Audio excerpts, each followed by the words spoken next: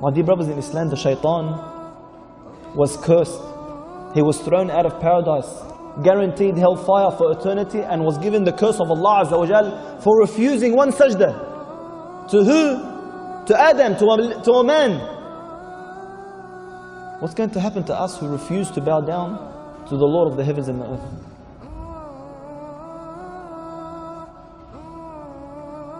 The shaitan cries every single time we go into sujood.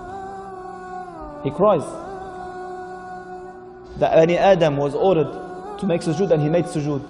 And I was ordered to make sujood and I refused. That watchman that the Prophet ﷺ guaranteed, whoever gets up while the Muslim army was going to war and they was going to sleep that night, who wants to get up and be a watchguard for the Muslims?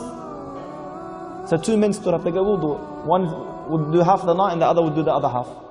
So this man got up on the cliff and he's watching over the Muslims and he begins to pray. He's standing there watching, so he started praying. He started praying and the enemy came. And as they were approaching, he saw the man on the cliff and he knew this man would alert the Muslims, so they couldn't ambush them. So he grabbed the arrow and he shot him. And the arrow entered one part of his body and exited the other. And this man remained there standing praying. He did not want to leave his prayer. Look how important it was to him. He didn't want to leave his prayer. We took some of the shababs a few weeks ago to skirmish paintball. Little paintball just hits you, it stings. You should see them run, and it's killing, and they're rolling on the floor in pain. This man took an arrow in one part of his body and out the other, and he didn't move. Another arrow, the second one, straight in one part, out of the other. The third arrow, straight in one part, out the other, and he would not leave his prayer.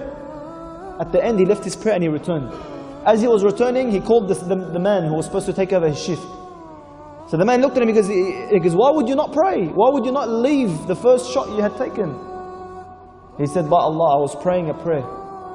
And I was reading a surah that was so beautiful that I did not want to leave. I wanted to die as I was praying and reading that surah.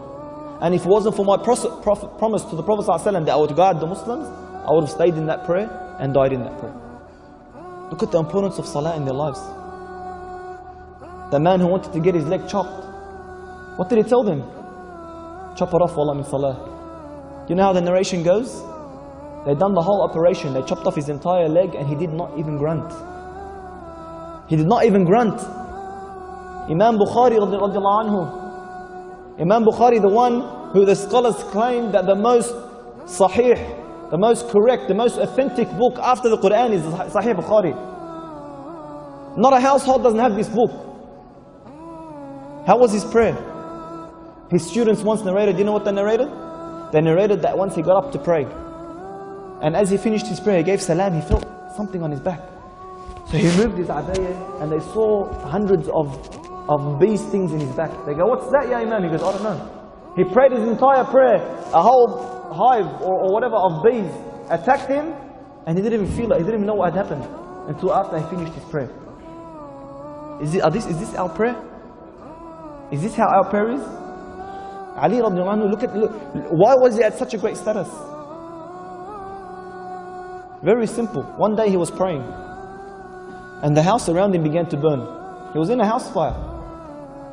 And people all gathered around and they saw him, he's still praying. And then they called out to him, Ya Ali, the house is burning, Ya Ali, the house is burning, and he didn't listen. At the end of the prayer, he gave salam and he walked out. They go, Ya Ali, didn't you hear us calling out to you that the prayer is burnt? The house is burning? He replied, can you hear what you're praying? Can you actually hear others or hear things while you're praying? He couldn't understand, how could that be? Is that the true value of salah in our lives? Seriously, do we have that khushu'?